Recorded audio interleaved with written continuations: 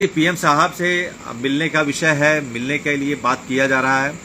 और अभी मेरी बात प्रशांत सिंह अटल जी से हुई, जो उत्तर प्रदेश बार काउंसिल के अध्यक्ष हैं, लीगल एडवाइज़र भी हैं, और इस मामले में विभागीय परीक्षा के लिए वो एडवाइस भी उत्तर प्रदेश भाजपा के कन्वीनर भी हैं। उनसे भी मेरी बात हुई थी, छोटे भाई की तरह मानते हैं। तो उन्होंने कहा है एक जो विकल्प बन रहा है विभागीय का, वो उस पर भी पूरी बात हुई, उसको भी मैं रखूँगा।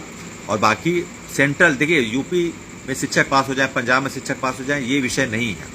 हाँ, उसको आप फॉलोअप में जरूर रखिए, उसका विरोध कतई नहीं है। और ये विभागीय नहीं, ये विशेष टेट परीक्षा है। मैं आपको बता दूं एक बात बहुत साफ साफ, सुप्रीम कोर्ट में जब हम इस संघर्ष के लिए गए थे उस समय देश में माहौल ये था कि कोई भी आगे नहीं आ रहा था, विधिक तैयारियां शून्य थी और सभी लोग एक्सेप्ट कर लिए थे कि कोई भी विधिक उपादान इसका उपलब्ध नहीं है।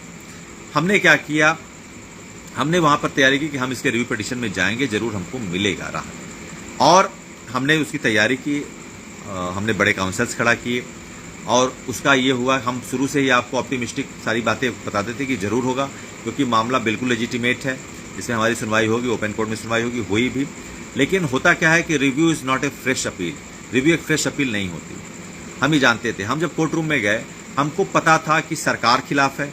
उसके जब दत्ता साहब ने स्टेटमेंट दिया कि आपका टेस्टिमोनियल चिल्ला चिल्ला के कह रहा है कि आप भी इसके विषय जुड़े हैं, आपके बारे में ही लिखा है, ये 2011 के विषय पर नहीं है, ये आप सभी टीचरों के बारे में है। तब हमारा ये हुआ कि आखिर वास्तव में जो ड्राफ्टिंग है, कोर्ट तो उसको, न्यायालय क्या करता है, न्यायालय संसद में बने हुए जो भी नियम है, जो भी अधिनियम है, उनको लागू करता है, बनाता नहीं है। क्या करता है, इम्प्लीमेंट करता है, फोर्सली इम्प्लीमेंट करता है। और कोर्ट ने वही किया।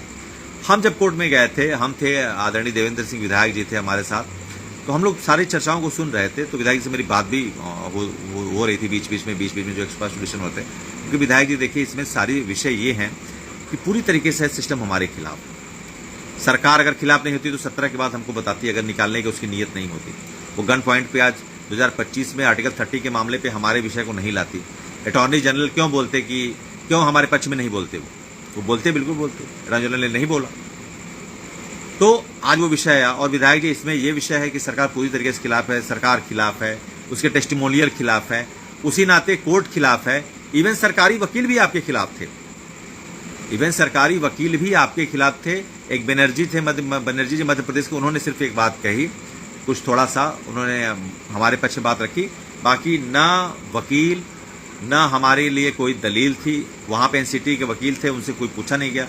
जो मसले को स्पष्ट कर सकते थे, जो अकाउंटेबल थे, जो दूध का दूध पानी का पानी कर सकते थे एनसीटी के वकील, इतनी जल्दी थी कोर्ट में सरकार की मंशा के अनुरूप कि उनको मौका ही नहीं दिया गया कि वो बोल भी सके। देखिए होता क्या है, उम्मीद या आशा या विश्वास ही सबसे घातक होता है। सरकार पे हम विश्वास किए थे कि सरकार उस दौरान जब बहस होगी तो सरकार अटॉर्नी जनरल या एनसीटी के वकील के द्वारा हमारे पक्ष में इसको क्लियर कर देगी, रेट्रोस्पेक्टिव नहीं है। अभी जो पत्र वायरल हुआ था, आप लोग कह रहे थे ये वो कुछ नहीं, वो तो आउटडेटेड चीज है, वो तो उस समय का है, उसका कोई विषय नहीं है। वो तो तब लगाना था, कहा बरसा जब कृषि सुखाने, उस समय लगाना था। तो उसमें तो कोर्ट ने एनसीटी के वकील से पूछा ही नहीं। ये तो सरकार की मंशा है, पूरी तरीके से वन साइडेड सारी चीजें होगी, सरकार कोर्ट का कोई इसमें वो अप्रोच नहीं। एनसीटी के वकील तो बात कर सकते थे, बता सकते थे, हम कहे वहीं पे वो क्लियर कर देते, वहीं पे क्लियर कर देते। वो तो क्लियर एमएचआरडी के लेटर से हो गया था कि ये रेट्रोस्पेक्टिव ही लागू करेंगे। ये भी मैं आपको बता दूं, रेट्रोस्पेक्टिव लागू करने के एमएचआरडी ने एक इंटीमेशन लेटर दे दिया था, लेकिन हम तो मुंह से सुनना चाहते। जैसे आपके कोई साथ है और अंदर अंदर आपका विरोध कर रहा है, लेकिन जब तक आप मुंह से नहीं सुन लेते, सामने नहीं सुन लेते, आपको तसल्ली नहीं मिलती है। तो हम तसल्ली के लिए सुनना चाहते थे कि अटॉर्नी जनरल कुछ, वो एनसीटी के वकील कुछ बोले, हमको साफ साफ बताएं, आप हमारे साथ हैं कि नहीं है, हमारे विषय पे स्पष्टता जाहिर करिए। कर देते तो दूध का दूध पानी का पानी हो जाता, हम मान लेते भाई ठीक है, सरकार भी हमारे साथ नहीं है। लेकिन अभी भी वो स्थिति बनी हुई है, हम तो जान रहे हैं, लेकिन अभी प्रत्यक्षीकरण नहीं हुआ है।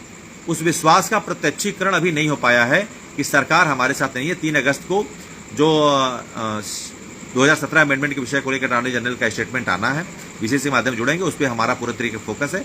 वहां पे और स्पष्ट चीजें हो जाएंगी, वहां से हमारे संघर्ष के रास्ता है वो और क्लियर हो जाएगा कि सरकार हमारे पास हमारे साथ है कि नहीं, वो उस दिन मुहर लग जाएगा।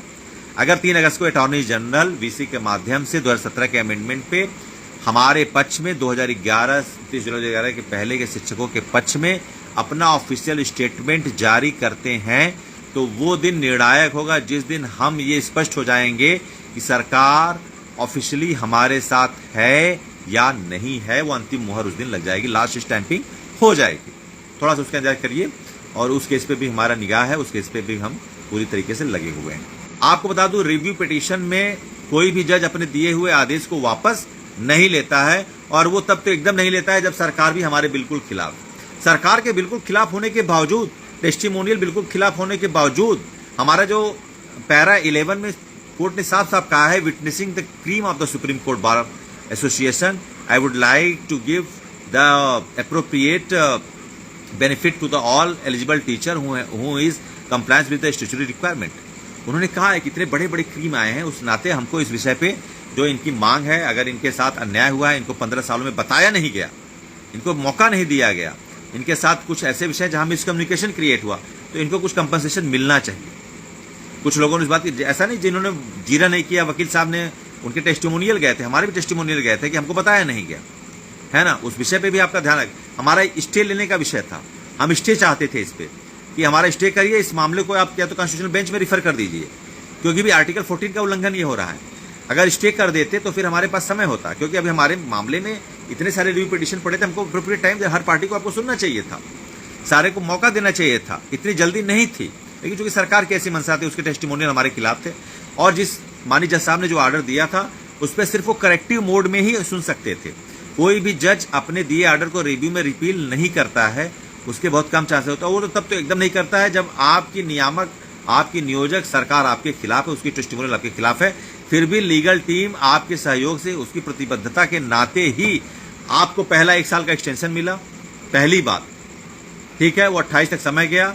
दूसरा सबसे महत्वपूर्ण बात जिसको लोग गौड़ समझ रहे हैं, जिसको लोग अंडरलाइन कर रहे हैं, अंडर एस्टिमेट कर रहे हैं, वो ये बहुत साफ साफ सुनिएगा कि पैरा 34 में साफ साफ लिखा है। मैं 2-3 बार बात बता चुका हूं, लेकिन कुछ शिक्षक अभी नहीं है और वो नहीं समझ पाए हैं। उसमें 34 खोलिएगा, उसमें साफ साफ लिखा है, उसमें लिखा है it is needless to observe और for the parties, for the state government and the competent authority to ensure to conduct the TET examination twice a year, periodically a space of 6 months, successive space of 6 months between the examination for the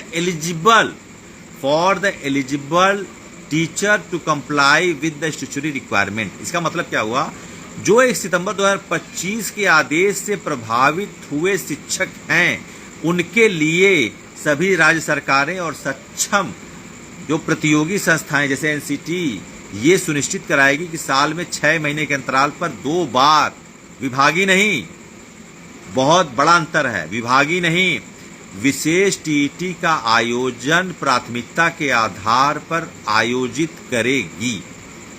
ये legal team का सबसे बड़ा outcome था इस लड़ाई का। आपको लग रहा है सरकारों ने ऐसे दे दिया है? हम सरकारों के लीगल एडवाइजर से मिले, उत्तर प्रदेश सरकार के लीगल एडवाइजर से मिले। सरकार के पास ये सुप्रीम कोर्ट का आदेश गया है, सरकार जान रही है कि इससे शिक्षा मित्र भी विरोध करेंगे, अनुदेशक विरोध करेंगे, लेकिन ये पात्रता परीक्षा है। ये आपकी, कुछ लोगों ने कहा कि शिक्षा मित्र क्यों नहीं शामिल होते, बिल्कुल शामिल होइए, लेकिन क्या आप शामिल होकर परीक्षा में आप सहायक अध्यापक बन जाएंगे? नहीं। इसके रिगार्डिंग्स अलग हैं, इसके रेफरेंस अलग हैं। हमारा किसी से कोई दुराग्रह नहीं है, हम बिल्कुल ये मानते हैं शिक्षा मित्रों के साथ गलत हुआ है, तदर्थ शिक्षकों के साथ गलत हुआ है, अनुदेशकों के साथ गलत हुआ है, वो भी हमारे साथ बराबर की मेहनत कर रहे हैं, सबसे ज्यादा मेहनत करते हैं। शिक्षा मित्र सबसे पहले विद्यालय खोलते हैं, उस गांव के होते हैं, वो विद्यालय में सबसे महत्वपूर्ण योगदान शिक्षा मित्रों का ये होता है कि गांव में क्लस्टर में विद्यालय से लोगों को जोड़ते हैं, वो एक बॉन्डिंग का काम करते हैं शिक्षा मित्र, उस गांव ग्राम सभा के होते हैं। और आपके विद्यालय की जो संख्या होती है, जो नामांकन होता है, उसमें आपके शिक्षा मित्र भाइयों का बहुत बड़ा योगदान होता है। आपके जो विद्यालय की निरंतरता बनी हुई है, उसमें शिक्षा मित्र भाइयों का बहुत बड़ा योगदान है। हम आपके साथ हैं, हमारे बस में नहीं था, हम आपके साथ तब भी थे, अब भी हैं, और ये चाहते हैं कि आपके साथ भी न्याय हो, समान कार्य के लिए समान वेतन मिले। हम भी आपके साथ जो भी विधिक लड़ाई होगी उसके साथ खड़े हैं। तो कहने का मतलब ये है कि वो सिर्फ जो आदेश आया है, हमने अपने लीगल एडवाइजर से, जब उत्तर प्रदेश के लीगल एडवाइजर से मुलाकात की, बात की, तो उनके जो रिगार्डिंग्स है, उनके जो आउटकम्स वो यही थे, as per instruction given by the Supreme Court, the legal instruction that we have been received by the Supreme Court, now we are adherence the same protocol, the same underline prospective of the Supreme Court that is being given, जो उन्होंने दिया है उसी आधार पर हम विशेष TT के परीक्षा का प्रारूप बना रहे हैं, उसकी ड्राफ्टिंग कर रहे हैं, उसके विषय में शासनादेश दे रहे हैं। हम कुछ भी विषयांतर नहीं कर रहे हैं, क्योंकि ये सुप्रीम कोर्ट का आदेश है। और आपको बता दें, इसको आप हाई कोर्ट में चुनौती भी नहीं दे सकते। और ये विभागीय टेट नहीं है, बहुत ध्यान सुनिएगा, इट्स नॉट एन ऑफिशियल, यह ऑफिशियल टेट नहीं है, ये स्पेशल टेट है, इसको विशेष टेट कहिए। ये उन शिक्षकों के लिए सुप्रीम कोर्ट का आदेश है जिन शिक्षकों को 1 सितंबर 2025 के आदेश से प्रभावित हुए हैं। और क्यों नहीं है, देखिए, जो अप्लीकेंट होते हैं उनके लिए तो हर साल परीक्षाएं आयोजित की जाती हैं, वो तो आते ही हैं। ये उन शिक्षकों के लिए जो इस आदेश से प्रभावित हुए हैं, उनको 2 साल 3 साल में पर्याप्त मौका मिले और सिर्फ उन्हीं के लिए हो, ताकि वो इसमें बैठ सकें, ताकि उनके लिए अवसर की उपलब्धता अधिक से अधिक हो सके और उनको बैठने का अवसर मिले, उनके जो समान अवसर मिले, उनके साथ समानता, जो एज फैक्टर है, सारी चीजें हैं, इसलिए इसको विशेष टेट कहा गया। ये एनसीटी भी चुनौती इसमें नहीं फॉलो, और ये एनसीटी के ही गाइडलाइन से होगा। मैंने लीगल एडवाइजर से बात की, उन्होंने कहा ये एनसीटी के गाइडलाइन से होगा, 150 क्वेश्चन होंगे, सारे सेक्शन वही होंगे। विशेष टीटी में सरकार शिक्षकों के हितों का ध्यान रखेगी, ठीक है, उनके लिए जानेगी कि ये विशेष सेवारत शिक्षकों के लिए है, सेवारत शिक्षकों के लिए है विशेष टीटी। सेवारत परीक्षा नहीं है, सेवारत टीटी परीक्षा नहीं है, बल्कि सेवारत शिक्षकों के लिए विशेष, दोनों विषय पे जानिए, ध्यान से लाइन सुनिएगा। सेवारत परीक्षा नहीं है, ये सेवारत शिक्षकों के लिए विशेष परीक्षा है। दोनों में अंतर है ना, तो इसको मिस इंटरप्रिटेट मत करिए। सेवारत परीक्षा नहीं है, सेवारत शिक्षकों को पर्याप्त अवसर मिल सके, इससे सेवारत शिक्षकों के लिए विशेष परीक्षा है। और ये लीगल टीम का ही आउटकम था कि लीगल टीम ने सेक्शन 34 में ये आप लोगों के सहयोग से कराया। तब स्टेट गवर्नमेंट ही जान रही है कि कोई ऐसा काम नहीं करेंगे कल को, आप ये मामला बिल्कुल निकालिए। वो पंजाब के विषय से भी मत जोड़िए। पंजाब में भी ये था कि जब वहां पे प्रमोशन हुआ, उस समय जब ये आदेश आया, तो उस समय कुछ शिक्षक थे, जब मेरिट लिस्ट बनी, उसको विषय को लेकर भी बहुत सारी बातें थी, लोग फोन किए तो नहीं बता पाए। तो हमने कहा कि वो विषय ये थी उसमें कि जब मेरिट लिस्ट बन रही थी, तो उसमें जो सीनियर टीचर थे वो टेट नहीं थे, और ये आदेश आ गया था उसमें, वो जिस टीचर नए भी भर्ती हुए तो वो टेट थे। तो उन्होंने कहा कि टेट वालों को किया जाए, तो ये फिर कोर्ट में चले गया। कोर्ट में जाने पर फिर क्या हुआ कि इन्होंने कहा, इनके लिए फिर पंजाब सरकार ने टेट परीक्षा का आयोजन किया, टेट परीक्षा में पास भी हो गए। फिर उनका यह था कि जब ये मेरिट लिस्ट बनी तब ये टेट नहीं थे, ये विषय है। जब मेरिट लिस्ट बनी तब ये टेट नहीं थे, बाद में टेट हुए हैं। तो कोर्ट ने उसको स्टे करके आगे डेट दी है। उसने विभागीय टेट की सूचिता पर, विभागीय टेट विशेष टेट सेवारत शिक्षकों के विशेष टेट की सूचिता पर, विशेष सेवारत शिक्षकों की परीक्षा, टेट परीक्षा की वैधता पर प्रश्न चिन्ह नहीं उठाया। ये आप लोग बहुत ध्यान सुनिएगा। पंजाब उच्च न्यायालय, चंडीगढ़ उच्च न्यायालय ने वहां सेवारत शिक्षकों के लिए विशेष टीईटी परीक्षा की सूचिता वैधता पर सवाल नहीं उठाया। मिस इंटरप्रेट मत करिए, उन्होंने सिर्फ ये तारीख दी है और ये कहा है कि इनको भी मेरिट लिस्ट में शामिल करिए। और वो 34 पैरा का सुप्रीम कोर्ट का आदेश है, सभी हाई कोर्ट बाउंड है उसको मानने के लिए, सभी स्टेट गवर्नमेंट बाउंड है उसको मानने के लिए, और इसका कोई लीगल आप इस तरीके के विषय पर उसके नीचे, सुप्रीम कोर्ट के नीचे अपोजमेंट नहीं कर सकते। ये विशेष टीटी सरकार ने भी जो ड्राफ्टिंग की है, आप देखिए कहीं उसने विभागीय नहीं लिखा, उसने लिखा सेवारत शिक्षकों के लिए विशेष टेट परीक्षा। जो लीगल एडवाइजर से बात हुई, मैं उसमें बता नहीं पाया, माता जी को लेकर मैं दिन रात परेशान था। हम जम्मू कश्मीर से लेकर तमिलनाडु तक, अरुणाचल से गुजरात के हर शिक्षकों की लड़ाई लड़ रहे हैं, लीगल टीम लड़ रही है, और उसके लिए हर एक शिक्षक, हर एक राज्य शिक्षकों की सेवा सुरक्षा के लिए संकल्पित है, प्रतिबद्ध है, और उसके लिए क्यूरेटिव भी करेंगे। क्योंकि रिव्यू में हमारे पास एक लिमिटेड लीगल जो कहते हैं कि रेमेडीज का ही ऑप्शन होता है, उससे ज्यादा नहीं होता, क्योंकि वो अपने आदेश को वापस नहीं लेंगे, तब तो वो गलत साबित हो जाएंगे, हम सही साबित हो जाएंगे। कि जितना मिल सकता था रिव्यू में उतना मिला है। थोड़ा सरकार हमारे साथ रहती है, एनसीटी के वकील हमारे साथ रहते, सरकार अगर हमारे पक्ष में एक स्टेटमेंट अगर जारी करा देती है एनसीटी अटॉर्नी जनरल के द्वारा, तो हो सकता था, जैसा आपको विश्वास था, कि उस दिन कोर्ट में 2 घंटे में ही जितनी प्रोसीजर हुई हैं हमारे पक्ष में निर्णय आ जाता। कहा जाता कि रेट्रोस्पेक्टिव टीचरों के बारे में आपने जो ड्राफ्टिंग की है, अगर वो इनके बारे में नहीं बता रहा है तो इनको उनसे मुक्त किया जाता है। लेकिन ये दुर्भाग्यवश नहीं हो पाया, लेकिन अभी होगा। क्यों होगा? क्योंकि हम क्यूरेटिव में जा रहे हैं।